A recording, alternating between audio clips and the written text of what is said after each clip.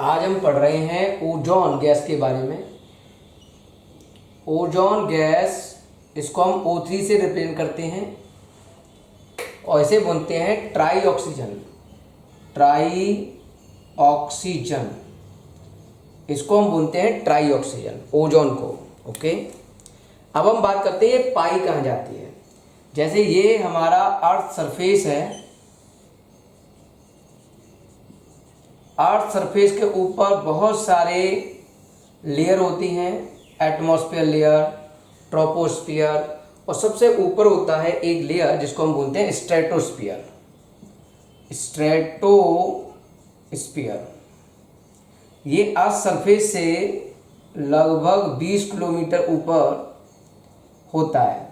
Earth surface से लगभग 20 kilometre ऊपर ये स्ट्रेटोस्फीयर होता है और यहाँ पाई जाती है ओजोन लेयर, ओजोन गैस का अरेंजमेंट। यहाँ बहुत सारी ओजोन गैस पाई जाती है, इसको हम बोलते हैं ओजोन लेयर। तो ये हो गया ओजोन लेयर। ओके, स्ट्रेटोस्फीयर में ओजोन लेयर पाई जाती है। यहाँ इस लेवल पर ऑक्सीजन O2 कन्वर्ट होता है O3 में। O2 जो होगा वो अल्ट्रावायलेट लाइट को एब्जॉर्ब करके कन्वर्ट होना चाहता है ऑक्सीजन, उसमें ओजोन में। ऑक्सीजन कन्वर्ट होना चाहती है ओजोन में, इस तरह से ये कन्वर्ट होता है। ओके, सबसे बड़ी बात, ओजोन की जो लेयर होगी, यहाँ से आई यूवी लाइट, अल्ट्रावायलेट लाइट को ये एब्जॉर्ब कर लेगा और उस लाइट को फिल्टर कर देगा और यहाँ बहुत ही कम मात्रा में ओजोन लेयर के द्वारा बहुत ही कम मात्रा में यूवी लाइट फिल्टर होके अर्थ पर आएगी। अल्ट्रावायलेट लाइट का मैक्सिमम पोर्शन ओजोन लेयर के द्वारा ही एब्जॉर्ब कर लिया जाता है। ओके, अगर ये अल्ट्रावायलेट लाइट यहाँ फिल्टर हो रही है, यहाँ एब्जॉर्ब हो रही है, तो बहुत कम मात्रा में ये अर्थ तक पहुँचेगी। ठीक है, अब कुछ ऐसे कॉज हैं जिसकी वजह से ओजोन लेयर डिप्लेट हो रही है, ओजोन लेयर नष्ट हो रही है। उसका रीजन क्या है? अगर हम ओजोन होल की बात करें, जैसे ये ओजोन लेयर है, ठीक है, इसमें ओजोन गैस भरी हुई है हमारे पास, तो ये हो गया आपका ओजोन लेयर, ओजोन गैस भरी हुई है इसके अंदर, और इससे यहाँ अल्ट्रावायलेट लाइट टकराती है, वो इसको एब्जॉर्ब कर लेता है और बहुत कम मात्रा में अल्ट्रावायलेट लाइट को अर्थ तक जाने देगा। लेकिन कुछ केमिकल जैसे CFC क्लोरो फ्लोरोकार्बन, इसके अलावा CCl2F2 फ्यूरॉन, ये कुछ केमिकल्स हैं। इन केमिकल से रिलीज होती है क्लोरीन फ्री रेडिकल। क्लोरीन का फ्री रेडिकल रिलीज होता है और एक क्लोरीन का फ्री रेडिकल लगभग 1000 मॉलिक्यूल ऑफ ओजोन को डिस्ट्रॉय करता है, उसे डिस्ट्रॉय कर देता है। और डिस्ट्रॉय करने के बाद क्लोरीन का फ्री रेडिकल लगभग 1000 मॉलिक्यूल ऑफ ओजोन को डिस्ट्रॉय कर देते हैं। इसकी वजह से यहाँ जो थिकनेस है, ओजोन मान लो इतने हिस्से से गायब हो गई या पतली हो गई, इतने हिस्से से गायब हो गई और केवल इतनी बची। तो यहाँ से ये अल्ट्रावायलेट लाइट जो होगी वो बिना छने, बिना फिल्टर हुए अर्थ तक पहुँच जाएगी। तो इस तरह से ओजोन का लेयर का डिप्लेशन हो रहा है इन गैसों की वजह से। अगर इस तरह से डिप्लेशन होता रहा तो इसकी वजह से हमारे अंदर स्किन कैंसर की प्रॉब्लम बढ़ जाएगी। स्किन पर जब अल्ट्रावायलेट लाइट गिरती है तो स्किन कैंसर के चांस बढ़ जाएंगे। दूसरा, इम्यून इम्यून सिस्टम जो है डैमेज हो जाना शुरू हो जाएगा हमारा, हम इसको बोलते हैं IMM आएगा। इम्यून सिस्टम हमारा डैमेज होना शुरू हो जाएगा, इसकी मात्रा घटना शुरू हो जाएगी हमारे अंदर। इसके अलावा हमारे अंदर जो प्रॉब्लम्स क्रिएट होने वाली हैं, एक तो स्किन कैंसर, एक इम्यून सिस्टम की प्रॉब्लम, एक कैटरैक्ट। कैटरैक्ट मतलब आँख की बीमारी है, मोतियाबिंद। ये सारी प्रॉब्लम क्रिएट होना शुरू हो जाएंगी। हमारे पास टॉपिक है ग्रीन हाउस इफेक्ट। जैसे ये हमारा है अर्थ सरफेस, तो ये हो गया आपका अर्थ सरफेस, और इसके चारों तरफ होती हैं गैसें। एटमॉस्फेयर है ये गैसों का, डिफरेंट टाइप की गैस प्रेजेंट है। अब ये सब तो गैस हो गई, एटमॉस्फेयर हो गया है। अब कुछ सन से रेज आती हैं जिनको हम बोलते हैं इंफ्रारेड रेज। इंफ्रारेड रेज ये हीटिंग इफेक्ट शो करती हैं। हीटिंग इफेक्ट, जिस वस्तु पर ये गिरेंगी वो ऑब्जेक्ट गर्म हो जाएगा। तो इंफ्रारेड रेज इन गैसों से टकराते हुए अर्थ सरफेस पे आ गई। इंफ्रारेड की स्पीड बड़ी हाई होगी और उस स्पीड का प्रयोग करते हुए उन गैसों को पेनिट्रेट करते हुए ये अर्थ सरफेस पे आके गिरी। ओके, और यहाँ से टकरा के ये वापस लौट रही हैं। यहाँ से टकरा के ये वापस लौट रही थी। तो जब ये यहाँ से टकरा के इस गैस से टकराई, कुछ रेज यहाँ टकराई, कुछ रेज यहाँ टकराई, तो इन गैसों ने उसे दोबारा से अर्थ सरफेस पर वापस भेज दिया। इन गैसों ने उस रेज को अर्थ सरफेस पर वापस भेज दिया। तो जिसकी वजह से सारी इंफ्रारेड रेज अर्थ सरफेस पे आके टकराई और हमारे अर्थ का टेम्परेचर बढ़ना शुरू हो जाएगा। यहाँ अर्थ का टेम्परेचर बढ़ना शुरू हो गया। तो इस इफेक्ट को हम बोलते हैं ग्रीन हाउस इफेक्ट। अब बात करते हैं कौन कौन सी गैसें ग्रीन हाउस गैस कहलाती हैं। तो ये जो गैसें हैं इनको हम नाम देते हैं ग्रीन हाउस गैस। इसमें हम पढ़ रहे हैं carbon dioxide CO2, methane CH4, chlorofluorocarbon N2O। इसके अलावा कुछ और गैसें जैसे ओजोन है, वाटर वेपर्स है। ये सब ग्रीन हाउस गैस की कैटेगरी में आती हैं। कार्बन डाइऑक्साइड 60% तक, मीथेन गैस 20% तक रेस्पॉन्सिबल है ग्रीन हाउस इफेक्ट के लिए। CFC 14% के आसपास और 6% N2O। ये गैसें रेस्पॉन्सिबल होती हैं ग्रीन हाउस इफेक्ट को कराने के लिए। इनमें ग्रीन हाउस गैस कौन सी मेजर गैस होंगी? CO2 और मीथेन। ये दोनों गैसें ग्रीन हाउस इफेक्ट का मेजर कॉज होती हैं, ग्रीन हाउस इफेक्ट को ज़्यादा बढ़ावा देती हैं। ये ध्यान आपको रखना होगा। अब अर्थ का टेम्परेचर इंक्रीज हुआ, इन गैसों से अर्थ का टेम्परेचर इंक्रीज हुआ। ओके, तो अर्थ का टेम्परेचर जब इंक्रीज होना शुरू हुआ, अर्थ टेम्परेचर इंक्रीज होना शुरू हुआ तो हीटिंग इफेक्ट आना शुरू हो गया, और उस हीटिंग इफेक्ट को हमने नाम दिया ग्लोबल वार्मिंग। Global warming. इसकी वजह से क्या होगा? जो बर्फ के पहाड़ होंगे, ये बर्फ के पहाड़ हैं, बर्फ के पहाड़ होते हैं जिनको हम कह रहे हैं ग्लेशियर, वो मेल्ट हो गए और चारों तरफ वाटर ही वाटर दिखाई देना शुरू हो जाएगा। पूरी जमीन वाटर से घिर जाएगी, चारों तरफ पानी पानी होगा। ऐसी कंडीशन में क्रॉप का प्रोडक्शन डिक्रीज हो जाएगा, पैदावार जो होगी प्लांट की वो डिक्रीज हो जाएगी। तो खाएंगे क्या? तो क्रॉप प्रोडक्शन डिक्रीज हो जाएगा। इसे बोलते हैं ग्रीन हाउस इफेक्ट का प्रभाव। ग्लोबल वार्मिंग को कैसे कंट्रोल किया जा सकता है? पहला पॉइंट है control burning of fossil fuel. जो फॉसिल फ्यूल हम जलाते हैं, पेट्रोल, डीजल, उनकी बर्निंग को कंट्रोल करना होगा। दूसरा पॉइंट हम कह सकते हैं रिड्यूसिंग डिफॉरेस्टेशन। डिफॉरेस्टेशन मतलब पेड़ों को कटने से बचाना होगा। तीसरा पॉइंट हो सकता है प्लांटिंग ऑफ ट्री, पेड़ पौधे ज़्यादा लगाएं। और फोर्थ पॉइंट है slowing down the growth of human population.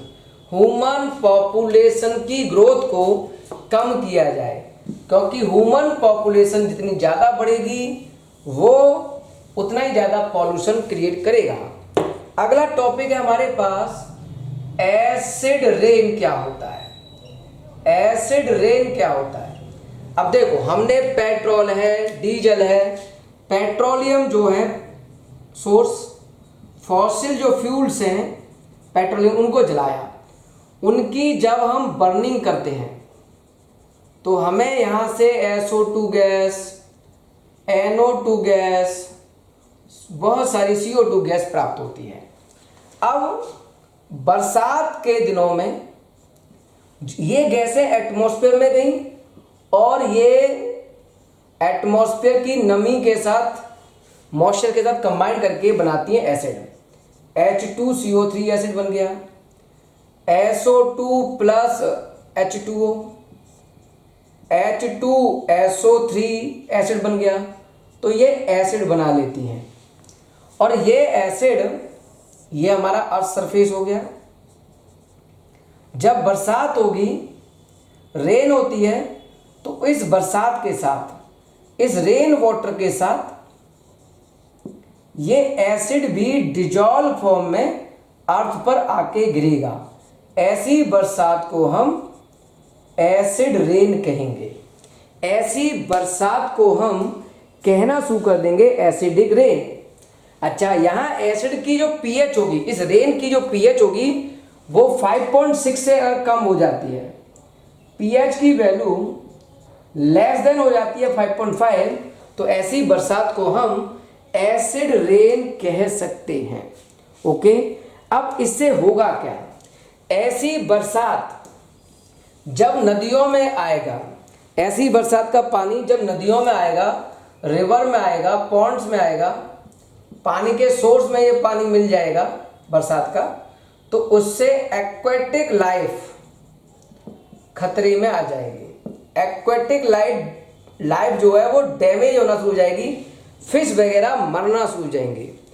ऐसी एसिड रेन जब सॉइल में मिक्स होगी तो सॉइल हो जाएगी एसिडिक, और हाईली एसिडिक सॉइल जब बनेगी तो उसमें प्लांट ग्रो नहीं करेंगे। प्लांट ग्रो नहीं करेंगे तो क्रॉप का प्रोडक्शन अफेक्टेड होना शुरू हो जाएगा। इसके अलावा जो हमारे पास बिल्डिंग्स हैं, हमारे पास जो बिल्डिंग है, स्टैच्यू हैं, मूर्तियां हैं बड़ी बड़ी जो खुले में रखी हैं, ठीक है, वो सब अफेक्टेड होना शुरू हो जाएंगे। इसके अलावा मिट्टी में रखे हुए जो हैवी मेटल्स होंगे, मिट्टी में प्रेजेंट हैवी मेटल्स डैमेज होना शुरू हो जाएंगे। जो कंडक्टिंग पाइप होंगे, कंडक्टिंग वाटर पाइप, वो डैमेज हो जाएंगे। तो इस तरह से एसिड रेन से ये सारी प्रॉब्लम क्रिएट होना शुरू हो जाएंगी। हमारे पास वेस्ट जो गंदगी है वो दो तरह की होती है, बायोडिग्रेडेबल और नॉन बायोडिग्रेडेबल। दो तरह के वेस्ट होते हैं। तो बायोडिग्रेडेबल का पहला पॉइंट है, ये बायोलॉजिकल ओरिजिन के होते हैं। बायोलॉजिकल ओरिजिन होता है इनका। दूसरा, ये जो वेस्ट है बायोडिग्रेडेबल, वो डिग्रेड हो जाते हैं बैक्टीरिया के द्वारा, डिकम्पोज्ड हो जाते हैं, decomposed by bacteria fungi. Bacteria है, फंजाई है, उनके द्वारा ये डिकम्पोज्ड हो सकते हैं। इनका स्लोली डिकम्पोज होना पॉसिबल है। जब ये डिकम्पोज हो जाएंगे तो नॉट एक्यूमुलेट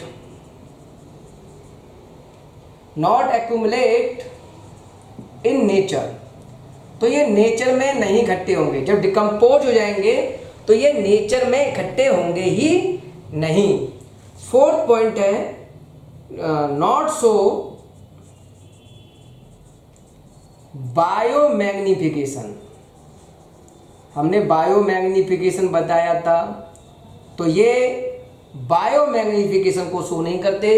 एक स्टेप से ट्रॉपिकल लेवल से दूसरे ट्रॉपिकल लेवल में पास नहीं होते हैं। कौन कौन से एग्जाम्पल हैं जो बायोडिग्रेडेबल होते हैं, वो हमको समझना है।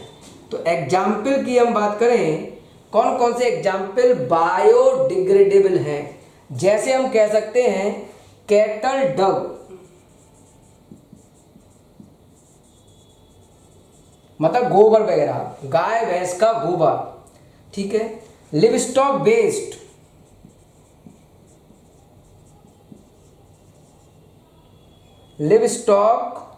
वेस्ट, घरों पर जो कचरा निकलता है, जैसे आपने आलू का छिलका फेंक दिया, बैगन छीला उसका छिलका फेंक दिया, संतरा खा लिया, संतरे का जो छिलका होता है वो फेंक दिया, वो लिवस्टॉक वेस्ट कहलाएंगे। वो सब बायोडिग्रेडेबल वेस्ट माने जाते हैं। थोड़ा याद करने वाला है, इनको हम वेजिटेबल पील्स भी कह सकते हैं। सीवेज, ठीक है, ये बायोडिग्रेडेबल वेस्ट में आता है। वुल है, पेपर है, ये बायोडिग्रेडेबल वेस्ट है। ग्लूकोज है, बायोडिग्रेडेबल वेस्ट में आता है। ह्यूमन यूरिन डायरेक्ट यूरिन लिख देता हूँ, यूरिन बायोडिग्रेडेबल वेस्ट में आता है। क्लॉथ है, सिल्क है, ये सब बायोडिग्रेडेबल वेस्ट में आता है। लेदर भी बायोडिग्रेडेबल वेस्ट में आता है, ये ध्यान रखना। तो ये सब बायोडिग्रेडेबल वेस्ट हैं जो कि बायोलॉजिकल ऑरिजिन के होते हैं और ये डिकम्पोज हो जाती हैं बैक्टीरिया वगैरह के द्वारा। जब वो डिकम्पोज हो जाएंगे तो नेचर में एक्यूमुलेट नहीं होंगे और बायोलॉजिकल बायोमैग्निफिकेशन शो नहीं करेंगे। ओके, नॉन बायोडिग्रेडेबल, ये मैन मेड वेस्ट हैं। इनको हम कह सकते हैं मैन मेड वेस्ट, हमारे द्वारा बनाए गए वेस्ट हैं। डिकम्पोज नहीं होंगे किसी के द्वारा भी, नॉट डिकम्पोज्ड। जब डिकम्पोज नहीं होगा तो नेचर में इकट्ठे हो जाएंगे, एक्यूमुलेट इन नेचर में इकट्ठे हो जाएंगे और ये ट्रॉपिकल लेवल से होते हुए बायोमैग्निफिकेशन शो करते हैं। बायोमैग्निफिकेशन, कुछ केमिकल्स हैं इसके नॉन बायोडिग्रेडेबल के जो एक ट्रॉपिकल लेवल से दूसरे ट्रॉपिकल लेवल में जा सकते हैं। कौन कौन से एग्जाम्पल हैं नॉन बायोडिग्रेडेबल के? तो प्लास्टिक, पॉलीथीन, प्लास्टिक है, पॉलीथीन है, ग्लास है, मेटल्स हैं, सिल्वर गोल्ड मेटल्स, कोई सा भी मेटल्स आपको दे सकता है, जैसे सिल्वर फॉयल कह लो, हम लोग silver foil aluminium foil use करते हैं, उसे फेंक देते हैं रोटी लपेटने के लिए, उसके बाद उसे रोटी खा लेते हैं और उसको फेंक देते हैं। ओके, उसके बाद DDT है, डिटर्जेंट है, सोप है, हैवी मेटल्स, मरकरी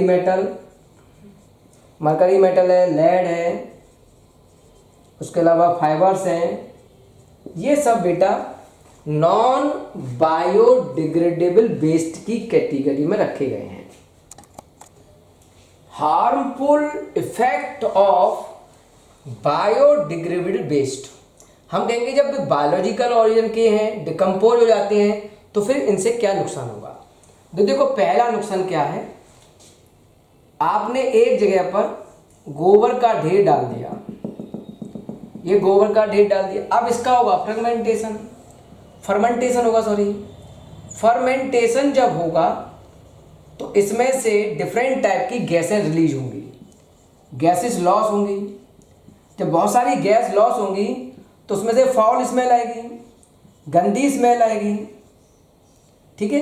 तो जो लोग आसपास रहने वाले होंगे, ये बड़े खुश थे आसपास रहने वाले, अब ये फाउल गैस सूंघेंगे रोज तो बेचारे को चक्कर आना शुरू हो जाएगा। कोई ऐसे डला है, कोई टेढ़ा डला है कि भैया कहाँ मर गए। आसपास के लोगों से कहेंगे फिर भाई ये कूड़ा करकट यहाँ मत डालो, हमें बदबू आती है। तो ये प्रॉब्लम एक क्रिएट हुई। दूसरी प्रॉब्लम क्या होगी, इन पर बहुत सारे फ्लाइज, मॉस्किटोज, जो एनिमल्स होंगे छोटे छोटे कीड़े, वो रिप्रोड्यूस करना शुरू हो जाएंगे। उनका रिप्रोडक्शन यहाँ बढ़ना शुरू हो जाएगा, उनकी जनसंख्या यहाँ बढ़ना शुरू हो जाएंगी, माइक्रोब्स की, फ्लाइज की। तो उसकी वजह से क्या होगा, मच्छर हैं, मक्खियाँ हैं, उनका रिप्रोडक्शन बढ़ गया, उनकी जनसंख्या बढ़ जाएगी। अब ये मक्खियाँ, ये मच्छर हमारे खाने पर जाके बैठेंगे तो खाना दूषित हो जाएगा। उस खाने को हम खाएंगे तो हमको कॉलेरा, हैजा, टाइफाइड, डेंगू फीवर,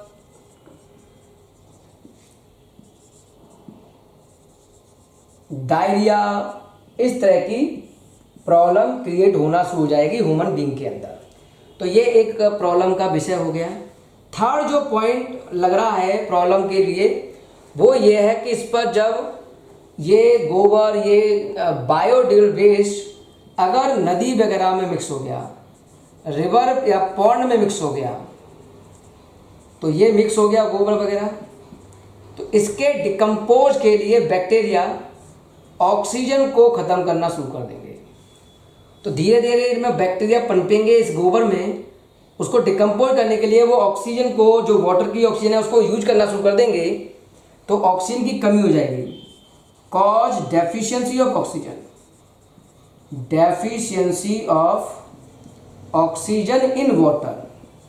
और ऑक्सीजन की कमी जब वाटर में होगी तो वाटर में पनपने वाले, वाटर में रहने वाले प्लांट्स डैमेज होना शुरू हो जाएंगे, और जो एक्वेटिक एनिमल्स होंगे वो भी मरना शुरू हो जाएंगे। तो ये प्रॉब्लम क्रिएट होना शुरू हो जाएगी बायोडिग्रेडेबल वेस्ट की वजह से। Harmful effect of non biodegradable waste. मान लो आपके पास नॉन बायोडिग्रेडेबल वेस्ट है, डीडीटी, डिटर्जेंट, कुछ केमिकल्स। तो हमने पढ़ा था पहले कि एक ट्रॉपिकल लेवल से, ये एक ट्रॉपिकल लेवल से, जैसे इसको खाया मान लो इंसेक्ट ने, इसको इंसेक्ट ने खा लिया, उस इंसेक्ट को फ्रॉग खाता है, फ्रॉग को यहाँ से खा लेती है मान लो इंसेक्ट, ग्रासहॉपर, उसको खा गया फ्रॉग, ठीक है। फ्रॉग को खा गया मान लो स्नेक, ठीक है। इस तरह से ये प्रोसेस चलती रहेगी। तो इस प्रोसेस में वो डीडीटी एक एनिमल से दूसरे एनिमल में ट्रांसफ़र होगा। इस प्रोसेस को हमने बायो मैग्नीफिकेशन कहा था। तो बायो मैग्नीफिकेशन की प्रॉब्लम यहाँ क्रिएट होगी। दूसरी जो प्रॉब्लम यहाँ नॉन बायोडिग्रेडेबल वेस्ट से होने वाली है वो है रिसाइकलिंग। हम लोग ग्लास को, ग्लास है, प्लास्टिक है, इन चीज़ों की रिसाइकलिंग कराते हैं, इनको रिसाइकलिंग के लिए दे देते हैं, और इनकी रिसाइकलिंग गैस से कुछ, रिसाइकलिंग की वजह से कुछ हार्मफुल गैसें निकलती हैं, डाइऑक्सिन, फ्यूरेंस, कुछ केमिकल्स रिलीज होते हैं एज ए गैस, और ये कैंसर प्रोड्यूसिंग होते हैं, कार्सिनोजेनिक, कार्सिनोजेनिक मतलब ह्यूमन बीइंग के अंदर ये गैसें कैंसर प्रोड्यूस कर सकती हैं। तो एक प्रॉब्लम यहाँ क्रिएट होना शुरू हो गई। तीसरा जो प्रॉब्लम हमको क्रिएट होगा वो क्या है, नॉन बायोडिग्रेडेबल जो वेस्ट हैं अगर ये केमिकल्स की फॉर्म में पेस्टिसाइड्स हैं, ठीक है, केमिकल से फैक्ट्री के निकले हुए, ये फैक्ट्री के केमिकल, ये पेस्टिसाइड सॉइल में मिक्स हो गए और सॉइल के अंदर मिक्स होने पर उसकी फर्टिलिटी को रिड्यूस कर देंगे। जब फर्टिलिटी कम हो जाएगी, उपजाऊ क्षमता कम हो जाएगी, तो प्लांट का ग्रो नहीं हो पाएगा और क्रॉप प्रोडक्शन डिक्रीज होना शुरू हो जाएगा। तो ये सारी प्रॉब्लम वहाँ क्रिएट होना शुरू हो गई। Harmful effect of agriculture pesticides. अब अगर आप सॉइल में मिक्स करते हो एक्सेस में फर्टिलाइजर्स या पेस्टिसाइड, कीड़ों को मारने की दवा, जब आप मिक्स करते हो तो सॉइल की फर्टिलिटी कम हो जाएगी, जिससे कि पैदावार कम होगी, क्रॉप का प्रोडक्शन कम हो जाएगा, क्रॉप प्रोडक्शन भी डिक्रीज हो जाएगा, किसान भूखा मरना शुरू हो जाएगा, एक प्रॉब्लम। और ये जो पेस्टिसाइड्स होंगे किल द यूजफुल बैक्टीरिया, जो यूजफुल बैक्टीरिया हैं, जो यूजफुल कीड़े हैं, उनको ये मार देगा, जिसकी वजह से भी सॉइल की फर्टिलिटी कम हो जाती है। दूसरा, बायोमैग्नीफिकेशन बढ़ता चला जाएगा, बायोमैग्नीफिकेशन इंक्रीज होता शुरू हो जाएगा, बढ़ता चला जाएगा, जिससे कि एनिमल अफेक्टेड होना शुरू हो जाएगा। ठीक है, बता ही दिया, क्रॉप की पैदावार जो थी वो कम हो गई। दूसरा, डैमेज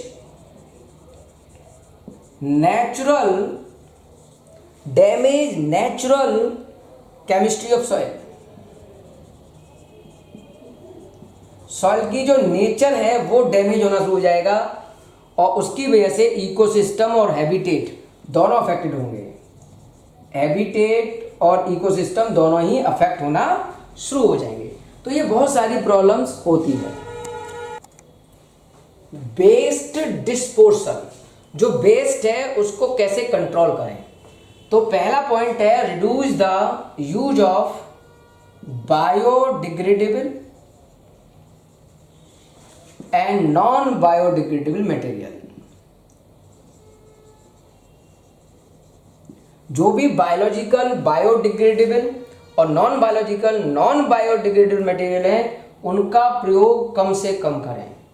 डंपिंग मतलब उसको गाड़ दो, एक गड्ढा बनाओ, उस गड्ढे में उस वेस्ट को गाड़ दो और फिर उस गड्ढे को अच्छी तरह से किसी बर्तन से, किसी ढक्कन से बंद कर दो या उसे दबा दो, डंपिंग कर दो उसकी।